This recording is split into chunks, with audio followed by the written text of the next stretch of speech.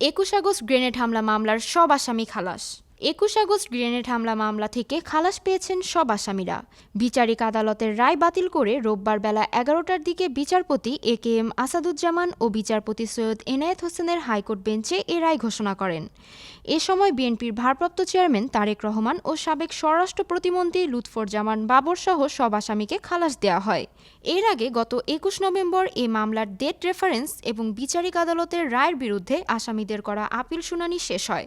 ওই দিন মামলাটির রায় ঘোষণার জন্য অপেক্ষমান রাখেন হাইকোর্ট। এরই ধারাবাহিকতায় রায়ের জন্য রোববার মামলা দুটি আদালতের কার্যতালিকায় রাখা হয়। তারপর বেলা ১১টায় রায় ঘোষণা শুরু হয়। এই হামলার ঘটনায় হত্যা ও বিস্ফোরক দ্রব্য আইনে দুটি মামলা হয়। ২০১৮ সালে বিচারিক আদালত মামলা দুটির রায় দেন। রায় সাবেক স্বরাষ্ট্র প্রতিমন্ত্রী লুৎফুজ্জামান বাবর, সাবেক শিক্ষা উপমন্ত্রী আব্দুস সালাম পিন্টু সহ ১৯ জনের মৃত্যুদণ্ড দেওয়া হয়। আসামিদের মৃত্যুদণ্ড অনুমোদনের জন্য ২০১৮ সালে একটি হাইকোর্টের ডেট রেফারেন্স মামলা হিসেবে নথিভুক্ত হয়। অন্যদিকে কারাগারে থাকা দণ্ডিত ব্যক্তিরা কারা কর্তৃপক্ষের মাধ্যমে দুই মামলায় আলাদা জেল আপিল ও নিয়মিত আপিল করেন। হত্যা মামলায় রাষ্ট্রপক্ষ ২০২২ সালের ৪ ডিসেম্বর একটি দ্বৈত বেঞ্চের শুনানি শুরু করে।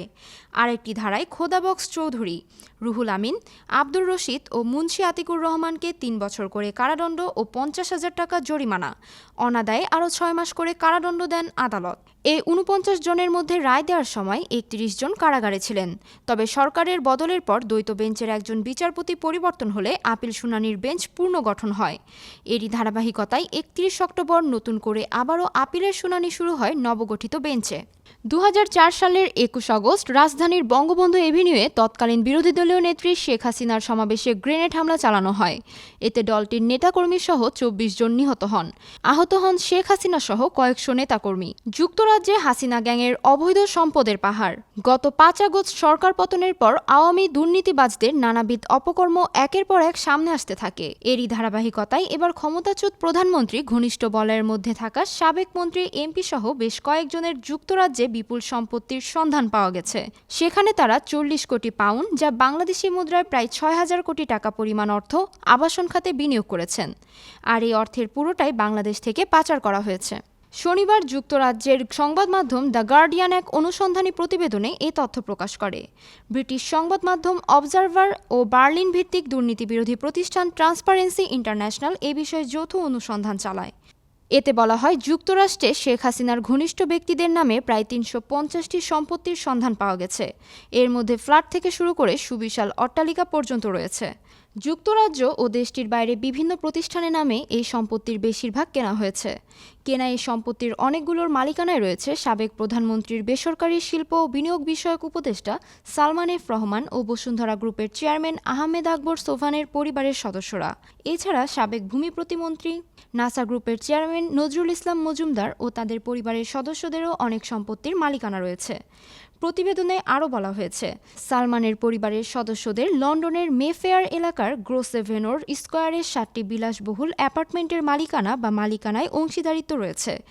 এগুলোর বেশিরভাগই অফশোর কোম্পানির মাধ্যমে কেনা।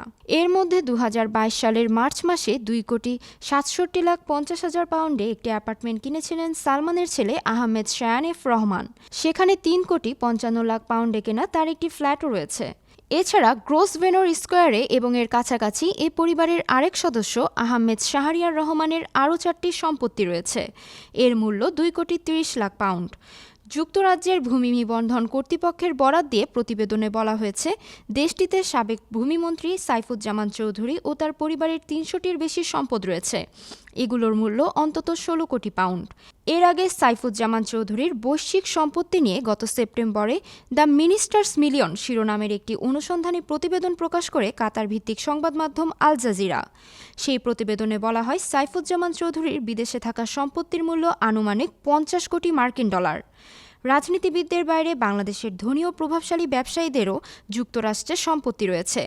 রাজনীতিবিদদের বাইরে বাংলাদেশের ধনী ও প্রভাবশালী ব্যবসায়ীদেরও যুক্তরাজ্যে সম্পত্তি রয়েছে। এর মধ্যে যুক্তরাজ্যের সারে এলাকায় বসুন্ধরা গ্রুপের চেয়ারম্যান আহমেদ আকবর সোবহানের পরিবারের সদস্যদের ২টি সম্পত্তি রয়েছে। £1,30,00,000 দিয়ে অফশোর কোম্পানির মাধ্যমে এসব সম্পত্তি কেনা হয়েছে। এছাড়া এলাকাটির পরিদর্শনের সময় আহমেদ আকবর সোবহানের এক ছেলের মালিকানাধীন একটি অট্টালিকার সন্ধান পেয়েছে অবজারভার। আহমেদ আকবর সোবহান সহ তার পরিবারের 6 সদস্যের ওপর গত 21 অক্টোবর সরকার দেশত্যাগে নিষেধাজ্ঞা দিয়েছে। এছাড়া তাদের ব্যাংক হিসাব জব্দ করেছে বিএফআইইউ। নাসা গ্রুপের চেয়ারম্যান নজরুল ইসলাম মজুমদারের বিরুদ্ধে অর্থ পাচারের অভিযোগ তদন্ত করেছে সিআইডি। দেশটিতে তার সম্পত্তিও জব্দ করা হয়েছে। লন্ডনের কেনসিংটনে তিনি ও তার পরিবারের সদস্যরা কিভাবে £3,80,00,000 5টি সম্পত্তি কিনেছেন তা খতিয়ে দেখতে চায় বাংলাদেশের সংশ্লিষ্ট কর্তৃপক্ষ। সচিবালয়ের কর্মচারীদের ডাকা মহাসমাবেশ স্থগিত। গত 4 ডিসেম্বর বুধবার সচিবালয়ের কর্মচারীদের ডাকা মহাসমাবেশ স্থগিত করা হয়েছে। রোববার সচিবালয়ে জনপ্রশাসন মন্ত্রণালয়ের সিনিয়র সচিব, ভূমি সচিবের সঙ্গে বৈঠকের পর বাংলাদেশ সচিবালয় কর্মকর্তা কর্মচারী সংযুক্ত পরিষদের সভাপতি মোহাম্মদ বাদিউল কবির সাংবাদিকদের কর্মসূচি স্থগিতের কথা জানান।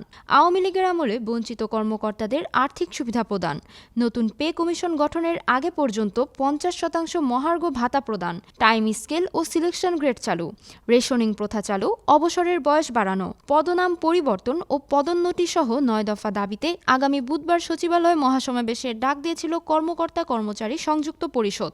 সংযুক্ত পরিষদের সভাপতি বাদিউল কবির বলেন, সচিবালয়ে যে উত্তেজনা বিরাজ করছে সে বিষয়টি বুঝে জনপ্রশাসন সচিব, ভূমি সচিব এবং ঊর্ধ্বতন কর্মকর্তারা বসে আমাদের দাবির যৌক্তিকতা স্বীকার করে নিয়েছেন। দাবিগুলো পর্যায়ক্রমে আমাদের সঙ্গে আলোচনা করে বাস্তবায়ন করা হবে, তাই আমরা মহাসমাবেশ স্থগিত ঘোষণা করেছি। জনপ্রশাসন মন্ত্রণালয়ের সিনিয়র সচিব মোহাম্মদ মোখলেসুর রহমান বলেন, সচিবালয়ে ব্যক্তিগত এবং প্রশাসনিক কর্মচারী আছেন 2000-এর উপর। দীর্ঘদিন তারা বেতন এবং পদোন্নতি বঞ্চিত ছিলেন। এখন তাদের 9 দফা যে দাবি সেগুলো কোনোটাই অযৌক্তিক নয়। এসব দাবি পূরণ করা সম্ভব, তবে সময় সাপেক্ষ। কিছু দাবি তাৎক্ষণিকভাবে পূরণ করা গেলেও কয়েকটি রয়েছে দীর্ঘমেয়াদী। ইসরায়েলি জিম্মির নতুন ভিডিও প্রকাশ করেছে হামাস। ফিলিস্তিনের গাজায় জিম্মি থাকা এক আমেরিকান ইসরায়েলি একটি ভিডিও প্রকাশ করেছে হামাসের সশস্ত্র শাখা। গত শনিবার নতুন এই ভিডিওটি প্রকাশ করা হয়। ভিডিওটি ঠিক কবে ধারণ করা হয়েছে তা যাচাই করা যায়নি। ভিডিওতে যে জিম্মিকে দেখানো হয়েছে তার নাম ইদান আলেকজান্ডার। গত বছরের 7 অক্টোবর তিনি সহ অন্যদের জিম্মি করে গাজায় নিয়ে যাওয়া হয়। আলেকজান্ডারকে এই ভিডিওতে নবনির্বাচিত মার্কিন প্রেসিডেন্ট ডোনাল্ড ট্রাম্পকে উদ্দেশ্য করে ইংরেজিতে কথা বলতে দেখা যায়। অন্যদিকে তিনি ইসরায়েলের প্রধানমন্ত্রী বিয়ামিন নেতানিয়াহুকে উদ্দেশ্য করে হিব্রুতে কথা বলেন।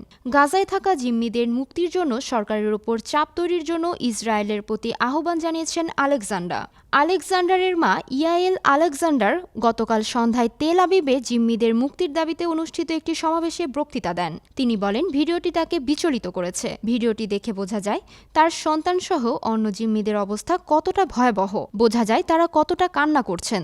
তারা এখনও রক্ষা পাওয়ার আশা করছেন। এই মা জানান, তিনি নেতানিয়াহুর সঙ্গে কথা বলেছেন। তিনি নেতানিয়াহুকে বলেছেন তাকে অবশ্যই তার প্রতিশ্রুতি রাখতে হবে, জিম্মিদের মুক্ত করতে হবে, তার সন্তানসহ সব জিম্মিকে ফিরিয়ে আনতে হবে।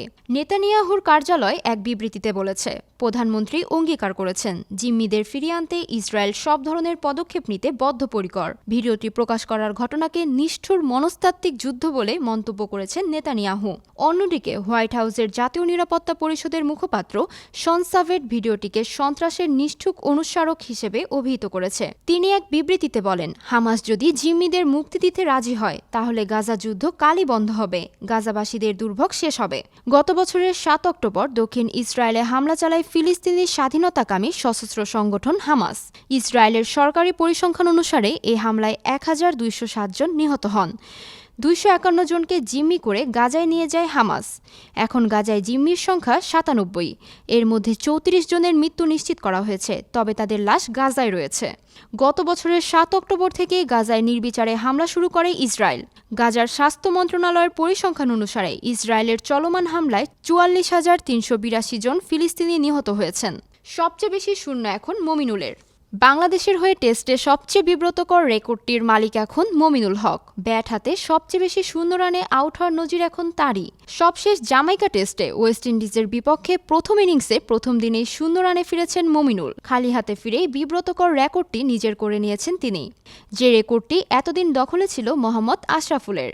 অবশ্য সবচেয়ে বেশি শূন্যতে আউট হওয়ার রেকর্ড যেমন মমিনুলের, দেশের হয়ে সবচেয়ে বেশি সেঞ্চুরির মালিকও তিনি। 119 ইনিংস খেলে আশরাফুল 16 বার শূন্য রানে আউট হয়েছেন।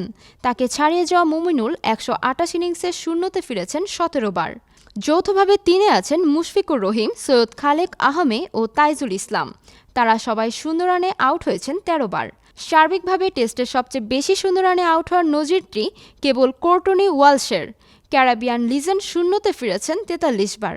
সঙ্গীতশিল্পী তপন চৌধুরীর সফল অস্ত্রোপচার। হৃদরোগে আক্রান্ত বিশিষ্ট সঙ্গীতশিল্পী তপন চৌধুরী দ্রুত সময়ের মধ্যে হয়েছে সফল অস্ত্রোপচার। এখন তিনি বিশ্রামে রয়েছেন নিজ বাসায় কানাডার মন্ট্রিয়ালে। জানা যায় 24 নভেম্বর একটি কনসার্টে অংশ নিয়ে 25 তারিখে নিউ ইয়র্ক থেকে মন্ট্রিয়ালে নিজ বাসায় ফিরে যান তপন চৌধুরী। পরদিনই 26 নভেম্বর আক্রান্ত হন হার্ট অ্যাটাকে। দ্রুত সময়ের মধ্যে হাসপাতালে নিয়ে যাওয়া হলে চিকিৎসকের পরামর্শে হয় সফল অস্ত্রোপচার। পরানো হয় 2টি রিং। 4 দিন হাসপাতালে থাকার পর রোববার 1 ডিসেম্বর বাসায় ফেরেন তপন চৌধুরী। যুক্তরাষ্ট্রে অবস্থান নেয়া গায়িকা দিনাত জাহান মুন্নি তপন চৌধুরীর বর্তমান অবস্থা জানিয়েছেন বাংলাদেশি গণমাধ্যমের কাছে। তিনি বলেন, হাসপাতালে নেয়ার পর পরীক্ষা নিরীক্ষা শেষে চিকিৎসকেরা জানতে পারেন দাদার হার্টের 2টি ব্লক রয়েছে। পরদিন 2টি রিং পরানো হয়। এরপর 2 দিন হাসপাতালে রাখা হয়। এখন বাসায় আছেন। কিছুদিন বিশ্রামে থাকার পরামর্শ দিয়েছেন চিকিৎসক। 1 দশকেরও বেশি সময় ধরে স্ত্রীর সন্তান নিয়ে কানাডায় থিতু হয়েছেন তপন চৌধুরী। তবে গানের সঙ্গে নিজেকে বেঁধে রেখেছেন এখনও। প্রতি বছরই দেশে আসেন। নিজের গান নিয়ে ঘুরে বেড়ান বিশ্বের বিভিন্ন প্রান্তে।